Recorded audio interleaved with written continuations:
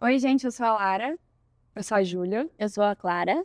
E hoje a gente está aqui com o Rafael Toledo. Ele é referência no campo de design estratégico e a gente vai ter um breve bate-papo aqui com ele. Bom, para começar, eu gostaria de agradecer pela disponibilidade de estar aqui com a gente hoje. E antes da gente ir para as perguntas, eu gostaria que você contasse um pouco da sua trajetória de uma forma breve, porque depois a gente vai se aprofundar melhor nas Claro. perguntas.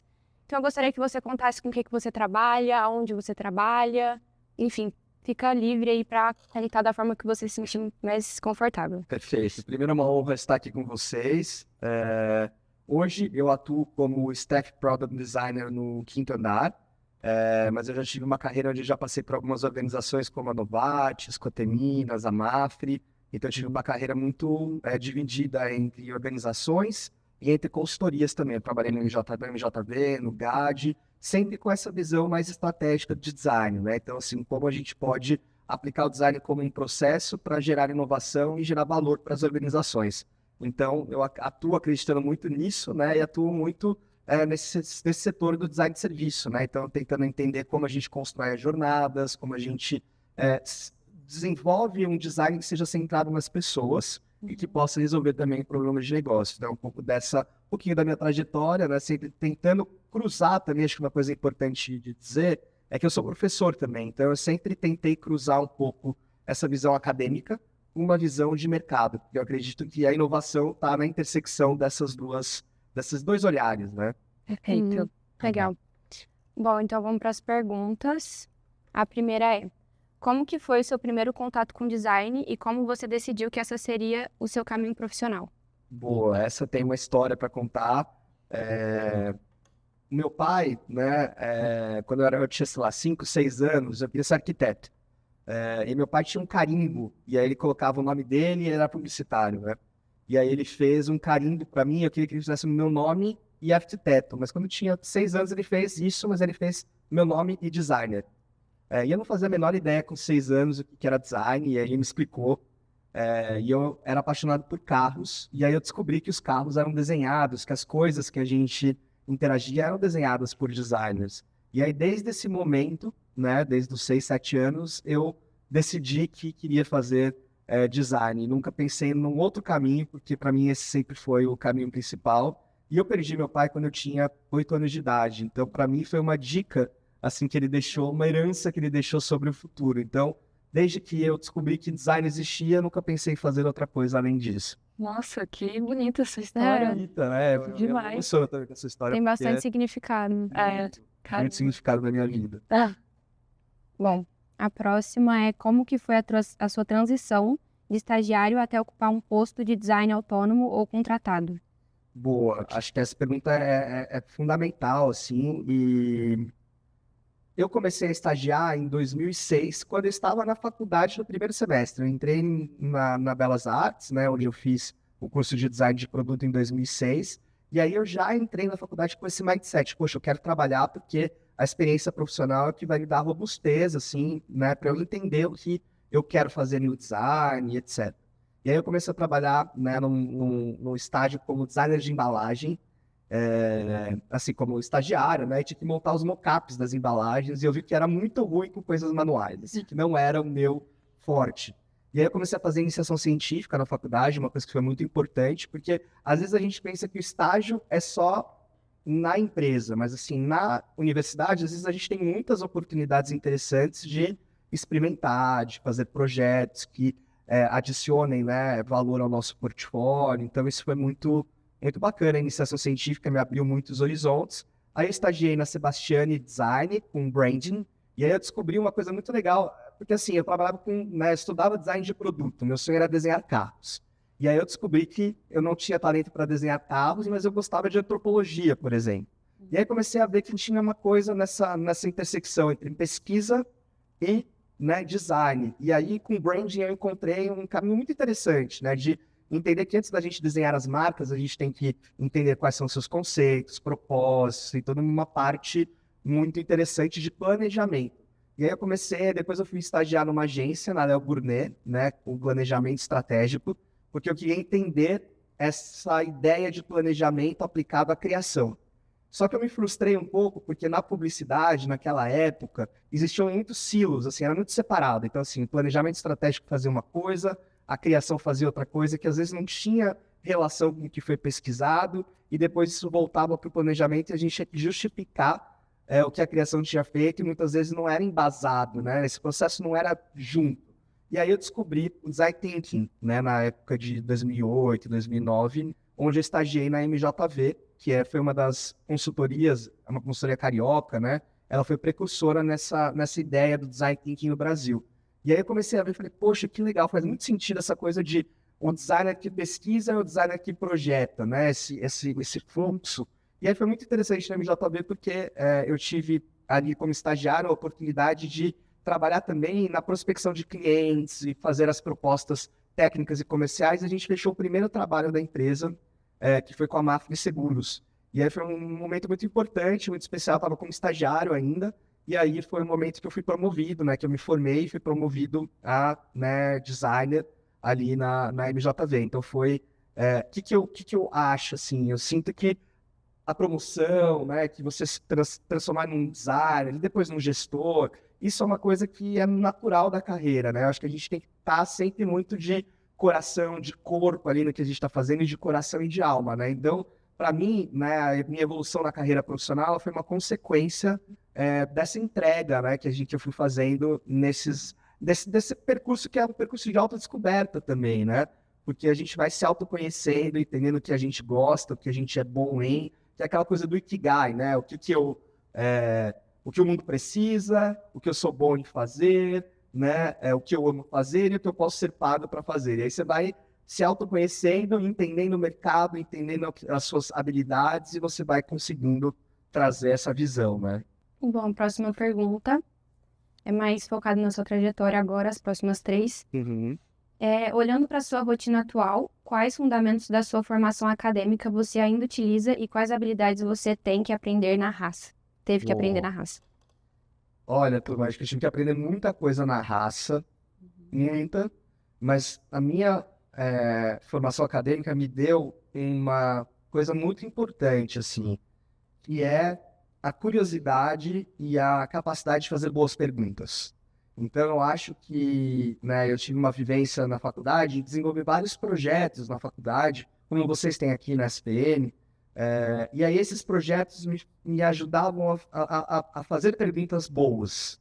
E eu acho que eu saí da faculdade com essa curiosidade, esse olhar de fazer perguntas boas, e também, para mim, a parte de antropologia, de toda essa parte de história do design, essa coisa do repertório também, a faculdade me trouxe um repertório muito útil, que hoje eu consigo usar, por exemplo, no trabalho, porque a gente não usa o mesmo processo de design, as mesmas ferramentas e a mesma metodologia para cada problema, né? Cada problema demanda um jeito específico de você trabalhar. Então, eu acho que eu entendi isso na faculdade, porque eu tinha diversos desafios que demandavam diferentes ferramentas. E aí eu entendi, poxa, o design ele tem um jeito, né, um jeitão, assim, né, de, poxa, a gente precisa pesquisar, a gente precisa entender com profundidade, a gente precisa sintetizar, entender as áreas de oportunidade, a gente precisa idear e gerar uma série de opções, a gente tem que testar isso, e aí a gente precisa materializar. Então eu entendi o jeitão, mas entendi também que para cada desafio, assim, para fazer um desafio, um projeto de eletrodoméstico era diferente de fazer um projeto de um brinquedo, que era diferente de um projeto de, por exemplo, mobiliário, diferente de um projeto de identidade visual. Então acho que a faculdade me ensinou a linha guia, assim, né? Mas, por exemplo, como estava até comentando com vocês, o design de serviço é uma disciplina muito nova no mundo, né? Uma disciplina que surgiu em 1980, mas ela é muito nova no Brasil. Então, quando eu me formei, eu não ouvi falar sobre design de serviço. E aí eu fui descobrindo, à medida que eu fui trabalhando com design estratégico, nas consultorias, etc., eu falei, poxa, trabalhei, né, durante 5 anos numa seguradora, né, essencialmente de serviço. E aí comecei a pensar, poxa, design, né, a gente está projetando aqui, eu não estou projetando o carro, mas eu estou projetando o seguro do carro. E como é projetar o seguro do carro? A gente tem que ter os pontos de contato, a gente tem que entender uma série de coisas. E aí foram esses termos, né, desde os touch points, aí fazer etnografia. Eu já tinha uma noção do que era etnografia por conta das aulas de antropologia, mas uma coisa é você ter noção, né, na aula, outra coisa, por exemplo, você ser guincheiro. eu fui guincheiro algumas vezes, né? Eu fui no passageiro do guincho, né? E aí eu segui o seu João, né? Eu acompanhava o seu João, que era o guincheiro ali da Mafre, para entender a dor dele, as dificuldades que ele tinha no dia a dia e como a gente podia melhorar o serviço para ele.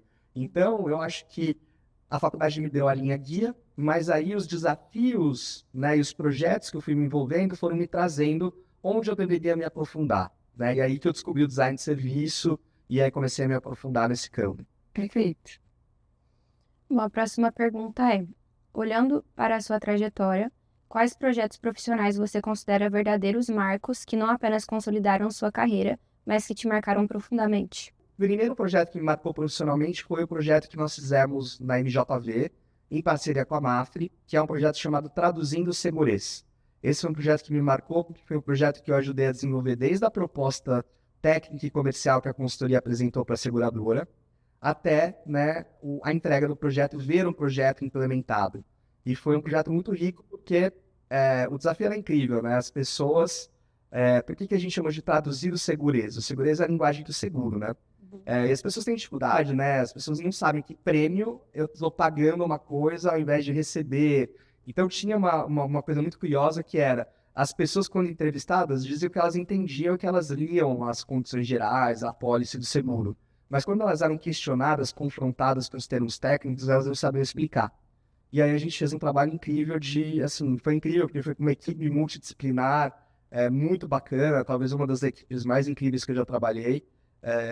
E a gente conseguiu criar todo um novo jeito da seguradora se comunicar com seus segurados. E esse trabalho foi tão bacana que depois de 2 anos eu fui chamado pela Mafre para fazer parte do time interno da Mafre de inovação.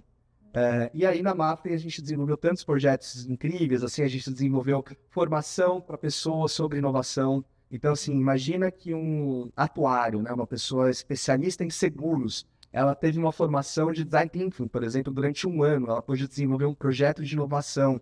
Então, na Mafre, a gente teve uma coisa muito interessante de disseminar esse pensamento do design para pessoas que não eram designers. E aí, para mim, foi um marco muito importante, porque às vezes nós designers falamos, né, termos muito técnicos, as pessoas acabam não entendendo qual é o valor do design. E aí a gente acabou criando nessa organização, na Mafre, o design thinking como um método da empresa de inovação. Então, a empresa toda, então pessoas que eram executivos das áreas executivas, pessoas que eram, né, o nosso presidente falava sobre design, sobre inovação. Então, isso foi muito bacana, a gente vê que o design ele pode alcançar outros níveis de transformação. E aí na Coteminas, né, que é o grupo da Artex, da Martin, da Santista, né, que é uma grande indústria nacional, eu liderei lá o time de UX, né, de User Experience. E a gente criou, né, lá, tem 2 projetos muito bacanas, um que é o Persono. A gente criou um travesseiro que ele tinha um sensor que media o seu sono. E aí a gente teve que criar desde o posicionamento, o branding, o produto, as parcerias, os projetos de inovação. Então foi como se fosse uma startup dentro da empresa. Então isso foi muito interessante. E a gente também desenvolveu ali um trabalho que é muito de governança de inovação, que é sobre como a gente pode testar continuamente hipóteses com clientes. Então, a gente criou um projeto chamado Collab. Então, assim, a gente se reunia quinzenalmente com clientes finais, usuários, e a gente testava hipóteses que a gente tinha de inovações dos produtos e serviços. E esses usuários davam feedback para a gente. Então, a gente estava sempre muito próximo do usuário, testando hipóteses, né? E aí, para o final, acho que o último projeto que marcou muito minha carreira foi quando eu estava na Novartis, que eu liderei o time de design de serviço lá, e nós criamos um playbook, né, o Innovation Ops. Então a gente fala muito hoje de operações de design. Design Ops é um mundo também, né? Como a gente cria, né, templates, métodos, padrões, que a gente garanta que um time grande, né? Eu tinha lá um time de mais de 10 pessoas, né? Que o time de design de serviço é um time, né, médio, assim. E a gente tinha projetos muito grandes, né? E muitos projetos. Como que a gente garante que os designers pensem, né? Como que a gente garante que os designers usem as mesmas ferramentas? Que a gente garante o nível, né, de engajamento e de qualidade de cada projeto. Então a gente criou como se fosse um manual, um livro que mostrava qual era o processo de design daquela empresa e quais eram os templates, métodos e ferramentas utilizados em cada uma das fases. Isso ajudou não a engessar o trabalho do designer, mas a orientar o que cada designer deveria fazer em cada momento. Então isso foi assim um marco muito importante para mim, para entender como essa visão metodológica do design ela é importante. Facilita, né? Não, com Muito. certeza, com certeza. Também é uma profissão, assim, incrível e repleta de possibilidades, né? De gerar mesmo um impacto na vida das pessoas, né? Eu lembro que, quando a gente estava na seguradora, a gente ouviu uma senhora falando pra gente que ela não abria o envelope que a seguradora mandava para ela, porque ela sabia que aquele livrinho que estava dentro, que eram as condições gerais, era para a seguradora se defender dela caso ela precisasse acionar a seguradora. E aí a gente simplificou todos os termos, infográficos, numa plataforma, numa série de coisas. E aí eu vejo, poxa, é um impacto que a gente gera na vida das pessoas, né? E aí muitos outros impactos, né? Então, de fato, a gente pode transformar a vida das pessoas, e não só a vida das pessoas, mas a gente pode gerar valor para os negócios também. Eu acho que é encontrar esse equilíbrio, como a gente gera valor para as pessoas, gerando valor e sustentabilidade para o negócio como um todo, para que essa engrenagem possa ser, né, continuamente alimentada, né, e funcionar muito bem para a gente mostrar o nosso valor como profissão. Com certeza. Próxima pergunta é: quais profissionais você admira e que foram importantes para a construção da sua trajetória? Olha, é muito bacana falar de pessoas, né? Bom, o professor Edi não poderia começar sem falar dele, né? Porque o Edi foi um grande mestre para mim em termos de design, é uma pessoa, né? A gente conversa muito até hoje, mas ele foi um profissional determinante na minha carreira para eu ver também esse equilíbrio, né? O Edi tem esse fôlego, esse equilíbrio entre a vida profissional e a vida acadêmica. Então ele sempre esteve envolvido com a educação, mas com a educação voltada para o mercado. E aí eu também, né, me inspirei muito nele, né, para buscar esse equilíbrio com as aulas que eu leciono, com essa vontade que eu sempre manifestei de ser professor. Ele sempre falava, não, Rafa, vai lá que você vai ser professor, etc. E foi muito bacana realizar esse sonho, né? Tem o Cláudio Portugal, que é o professor da USP, né, genial, grande professor de design de serviço, foi responsável aí por eu ter feito o mestrado. É uma pessoa que a gente tem trocas até hoje, riquíssimas, e que eu admiro demais como designer. É muito bom ver isso, né? E reencontrar essas pessoas também é incrível.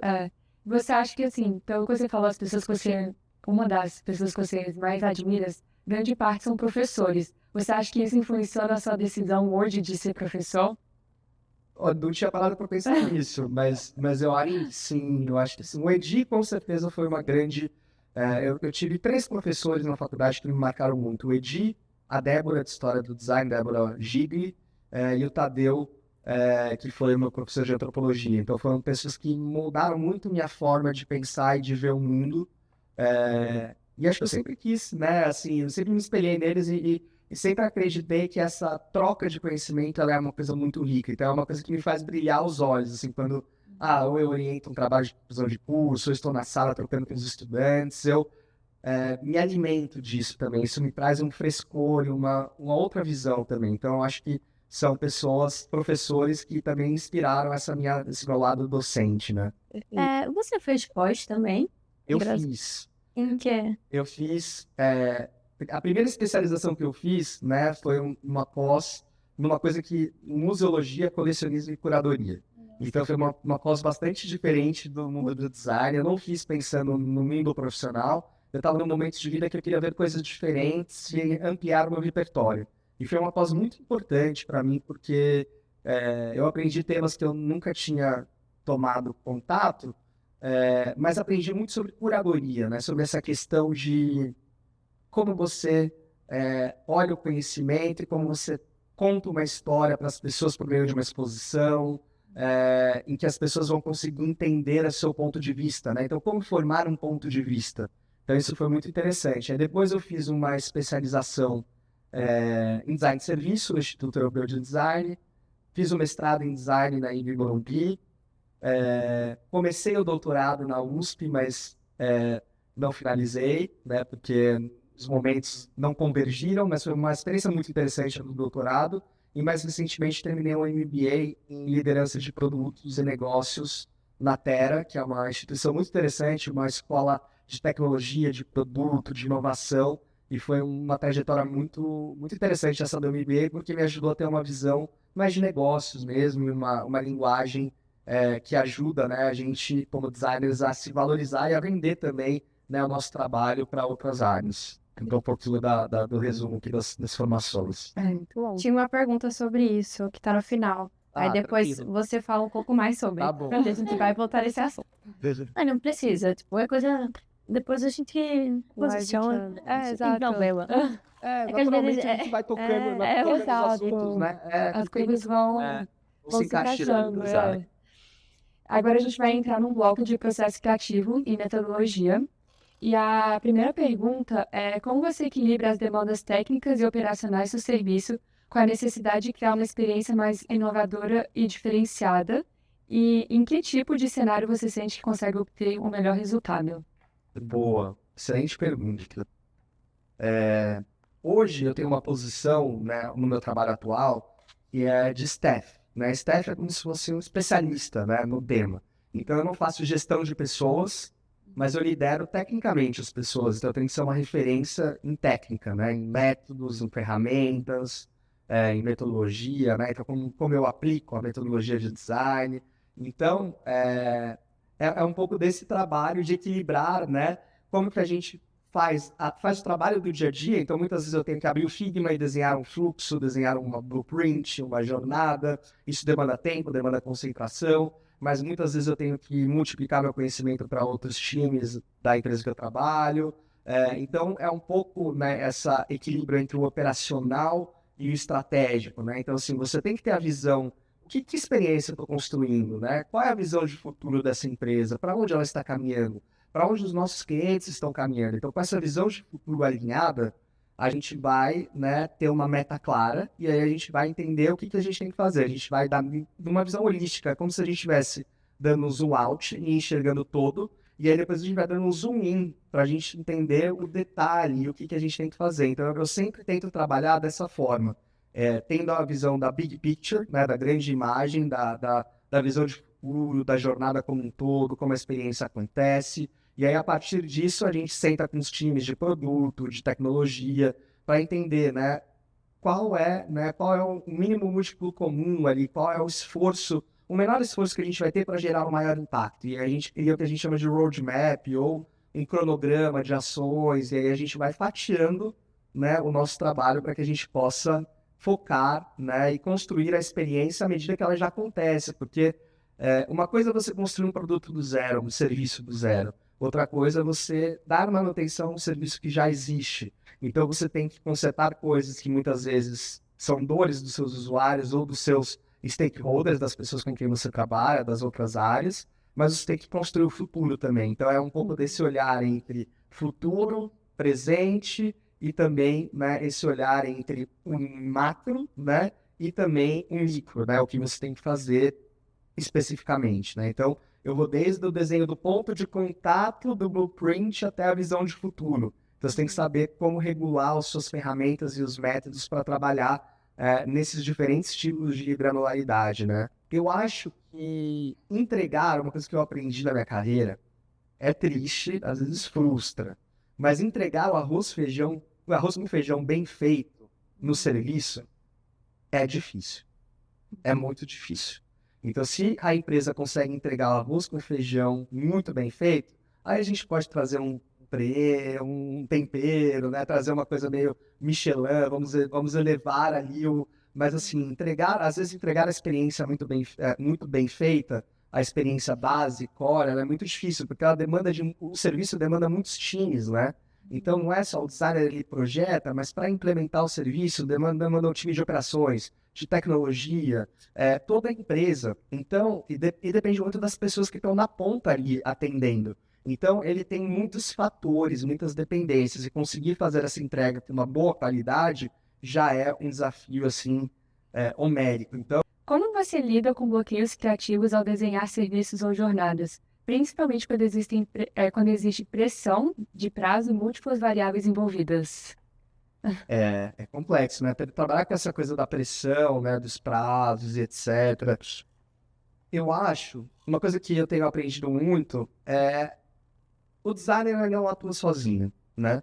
Então, acho que essa é uma premissa, assim, aquela coisa do designer como gênio solitário, que fica desenhando ali, cria uma ideia inovadora e o eureka, eu não acredito nesse processo. Eu acho que o designer ele sempre tem que trabalhar colaborativamente com várias pessoas de diferentes áreas.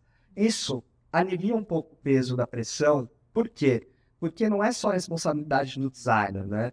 Nós estamos agora no Quinto Andar criando uma nova experiência e essa nova experiência é criada por mim, né, pelo time de design, mas pelo time de produto, pelo time de engenharia, pelo time de dados. Então não é só, percebe? Você divide essa responsabilidade e você cria essa solução, porque várias cabeças pensam obviamente muito melhor que uma. Então eu acredito que o trabalho colaborativo ele te ajuda a chegar em resultados mais rápidos e com melhor qualidade. E aí eu sei que a gente vai falar também de IA, mas IA ajuda muito também, turma, assim, quando ela é usada da forma consciente, correta, que a gente pode falar depois, mas IA tem me ajudado a me desbloquear muitas vezes. Então, assim, muitas vezes eu tô em dúvida sobre que caminho seguir, eu apresento para a IA os caminhos que eu estou pensando, peço sugestões e apresento para os meus colegas, né? Acho que isso é incrível, por isso que é muito bacana você trabalhar colaborativamente, porque a pessoa de engenharia vai ter uma visão diferente da sua, a pessoa de dados vai ter uma visão diferente, você vai coletando esses pontos de vista e conectando pontos. Se não me engano, né, a Ray e o Charles Ives, eles têm uma frase sobre designer é conectar pontos. E eu acredito muito nisso, né? Você conectar esses pontos e fazer, né, sentido para as coisas. A gente tem até uma metodologia do Centro Dinamarquês de Design que eles chamam de Design Ladder, que é como se fosse uma escada, né? E aí eles dizem que existe o primeiro estágio, né, que é uma empresa non-design. É uma empresa que não valoriza o design. E existem várias empresas que não valorizam o design e que entendem, né, perdão pela palavra, mas o design como pastelaria, né? Você vai lá, faz um pedido, o designer tem, sei lá, pouquíssimo tempo, ele tem que entregar, e aí muitas refações, etc. Eu sinto, turma, que a gente precisa conhecer as organizações antes de trabalhar com elas. Essa é uma boa dica. Então, assim, antes de trabalhar, né, numa empresa, procure entender, né, outras pessoas que já trabalharam, qual é o propósito dessa empresa, ela dialoga com você, faz sentido para a sua carreira. Então, acho que isso é uma questão. Porque existem, né, empresas que estão em diferentes níveis de maturidade de design. Óbvio que existem aquelas empresas que estão abertas ao design. Isso eu acho muito interessante, porque as empresas que estão abertas ao design, o designer pode fazer diferença nessas empresas e pode ajudá-las a subir o degrau de maturidade. E aí a entender o design não só como estética, mas o design como processo, o design como estratégia, o design como cultura, né? E aí a gente está falando de organizações de vários tipos, né? Porque as que eu mencionei para vocês são grandes organizações que têm times estabelecidos, mas existem as consultorias, existem as agências, que têm times menores, mas se elas estiverem abertas a ter uma visão do design não só como estética, como parte final do processo, mas como parte fundamental do processo, aí eu acho que a gente consegue ir disseminando esse conhecimento. Muitas vezes o ambiente não está pronto, né, das empresas que a gente trabalha, mas a gente precisa sentir se essas empresas estão abertas à transformação, porque muitas vezes somos nós que vamos ser os agentes de transformação.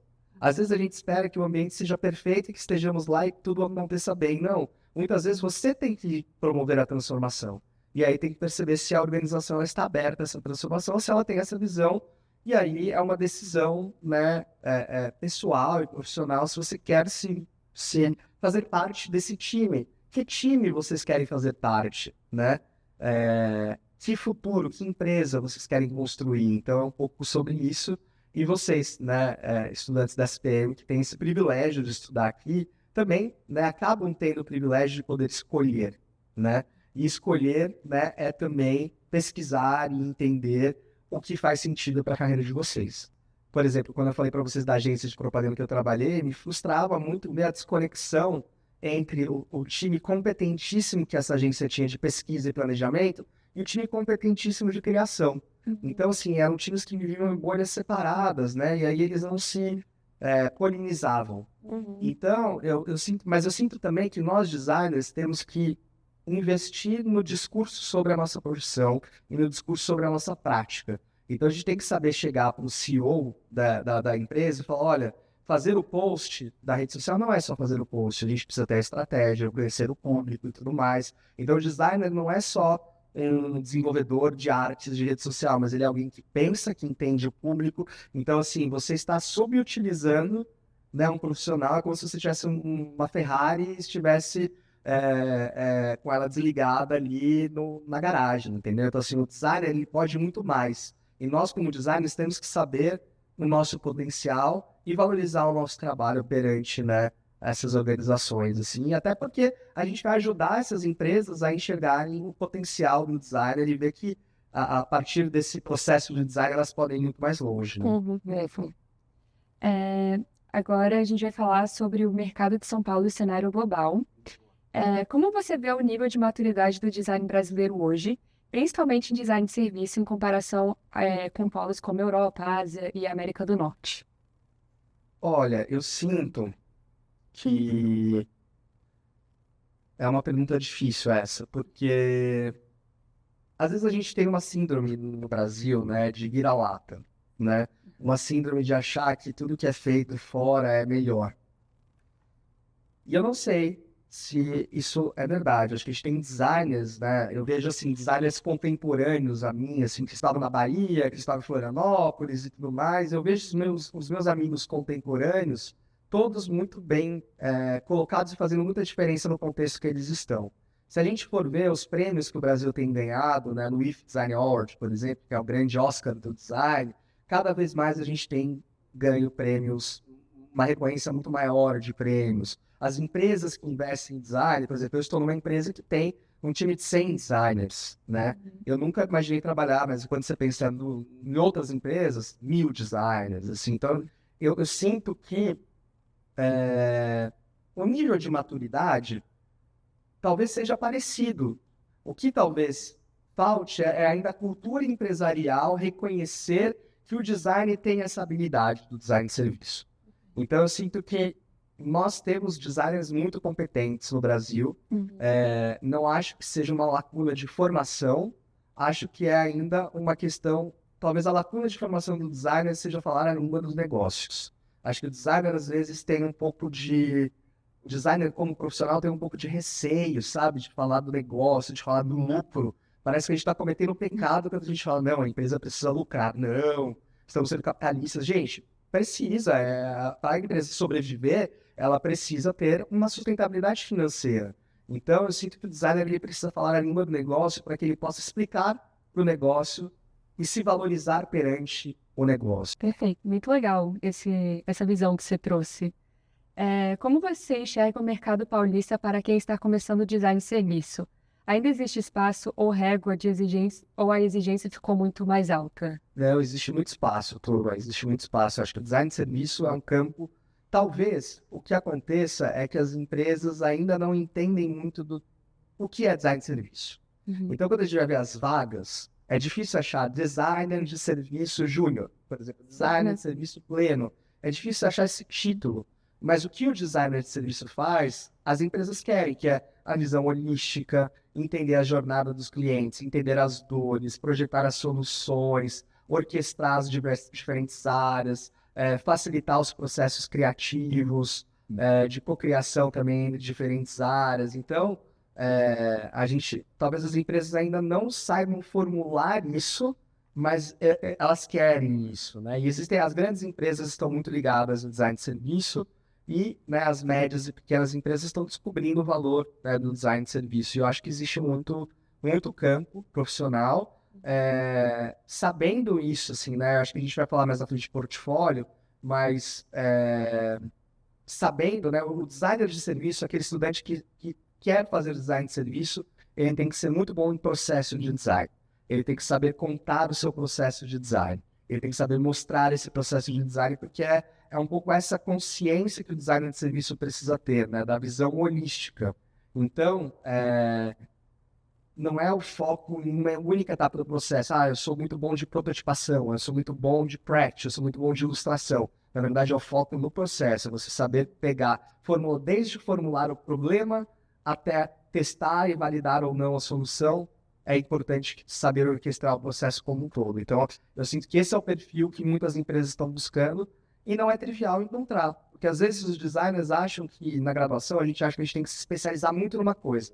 Eu acho não, eu acho o contrário. Acho que a gente tem que ter uma visão mais generalista, para a gente saber entender o jeitão de pensar o design. E aí, à medida que a gente vai entendendo qual é o caminho que a gente quer tomar, a gente vai se especializando. É engraçado, né? Quando a gente vê as vagas de Product Designer. Porque eu sou um designer de produto, mas eu me formei em design de produto físico, né? Não em design de produto digital. Sim. E hoje um Product Designer é um designer de produto digital. Mas eu sinto que muitas dessas empresas que estão buscando Product Designers, elas estão procurando, na verdade, Service Designers. Elas não estão procurando alguém só que desenha as telas no Figma, mas elas estão buscando alguém que entenda a experiência.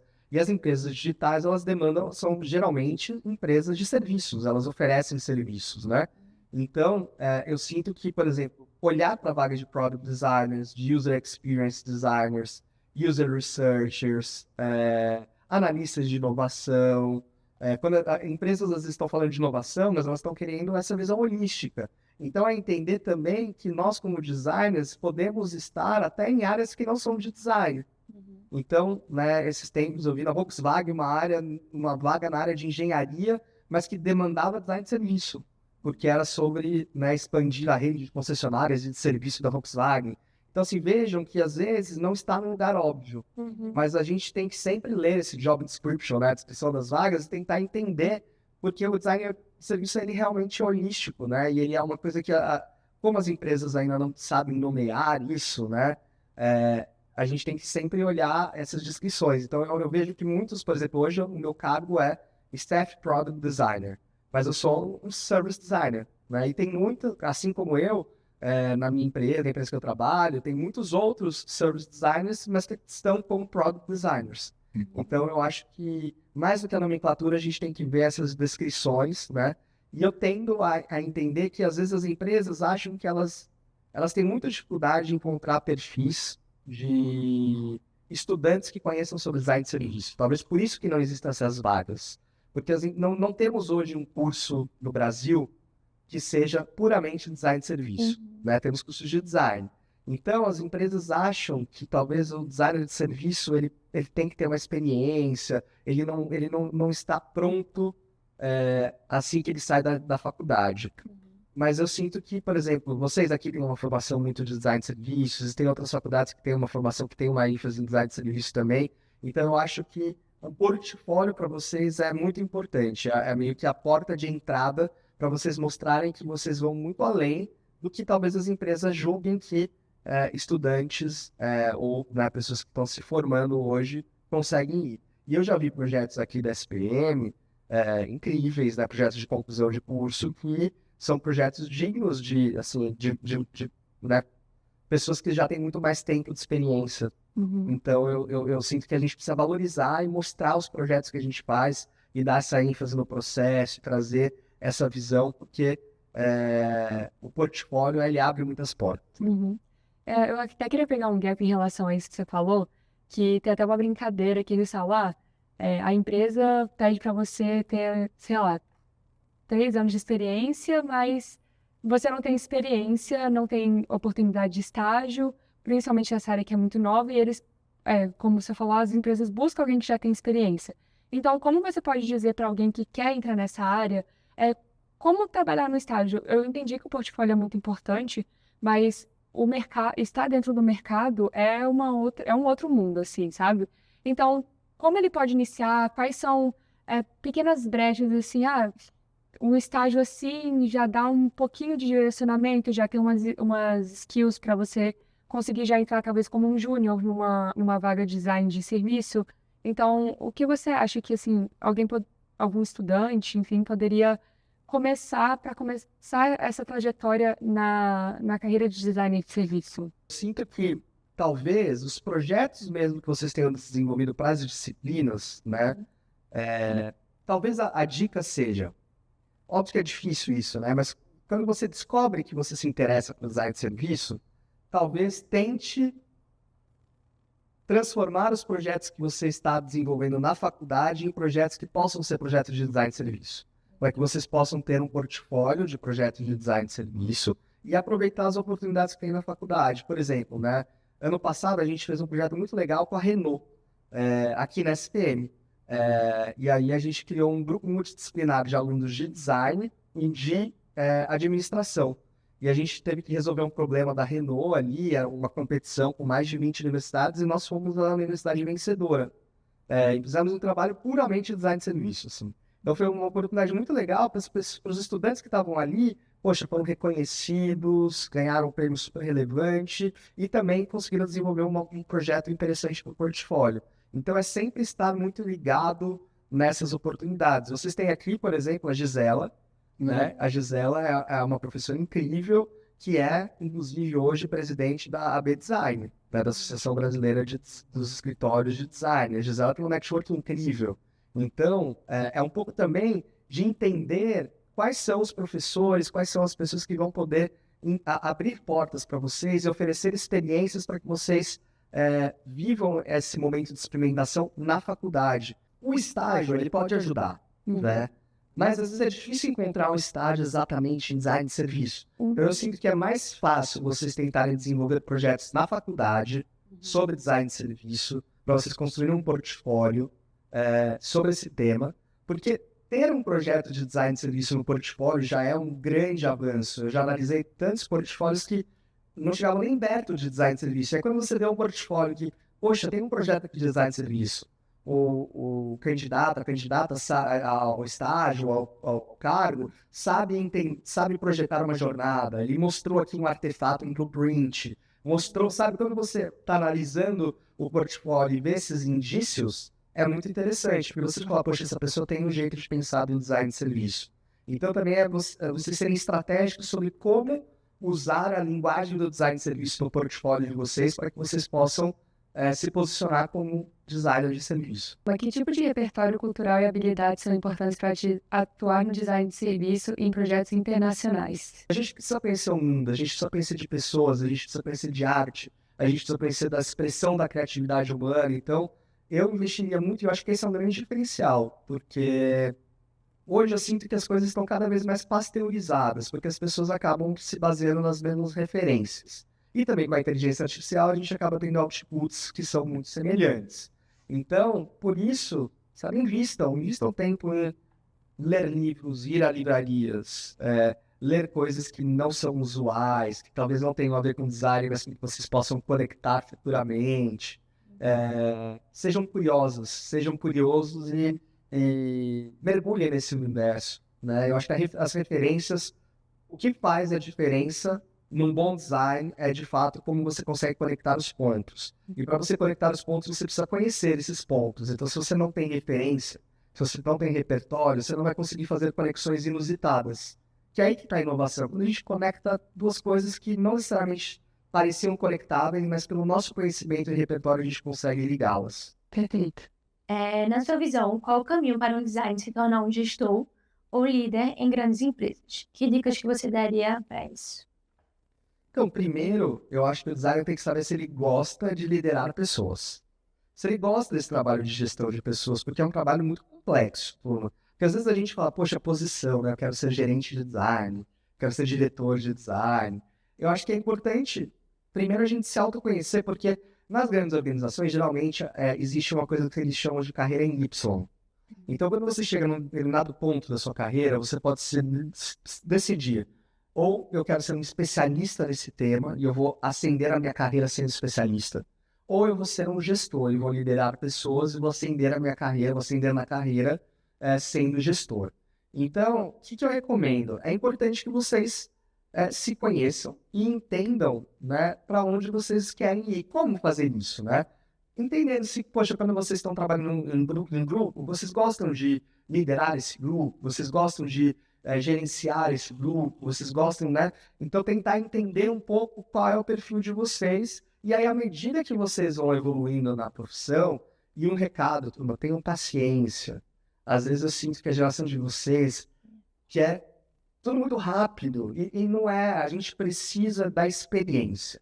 Não adianta, né, a geração de vocês tem um conhecimento técnico incrível e etc., mas a gente precisa da experiência de vida, da experiência de como a gente lida com os conflitos, como a gente resolve problemas difíceis, E aí isso demanda tempo. Então, o tempo de evolução de carreira nas organizações ele costuma ser mais longo do que nas consultorias, por exemplo.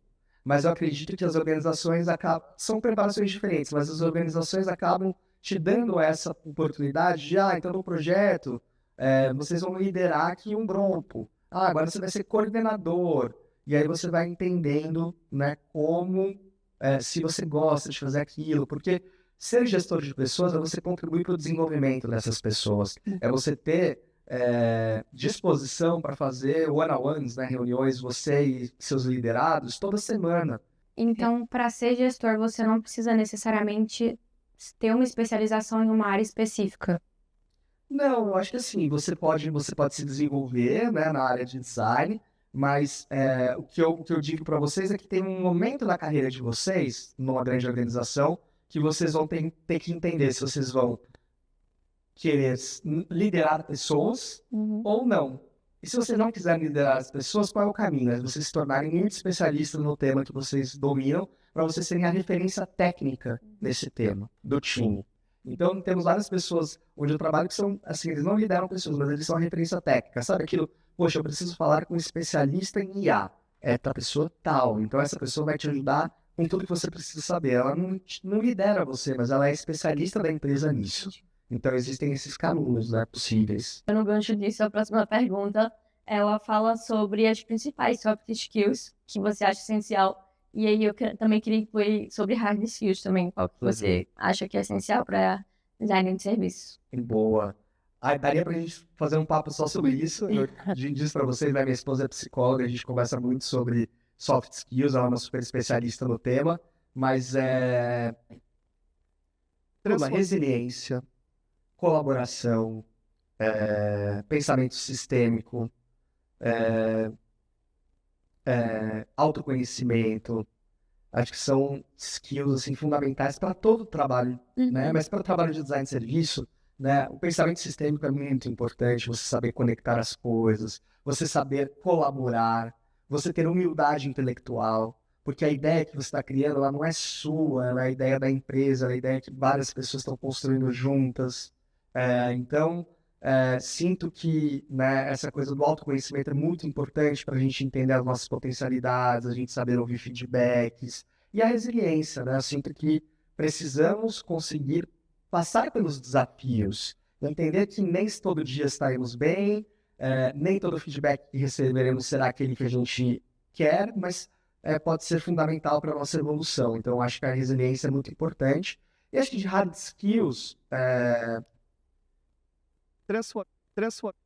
visualizações de jornadas e blueprints são muito importantes. Então, a gente, como designer de serviço, a gente tem que saber construir uma boa jornada, tem que saber construir um bom blueprint, tem que saber fazer uma excelente pesquisa, tanto desk quanto de campo, e tem que investir na análise e síntese. Eu acho que a análise e síntese das informações, um direcionamento estratégico, a consistência do processo de design, acho que essas são hard skills muito importantes. Você acha que ao longo dos anos, no curso de design, vai ter justamente essa parte que integra como usar essas IAs, como... Já tem, inclusive. Então...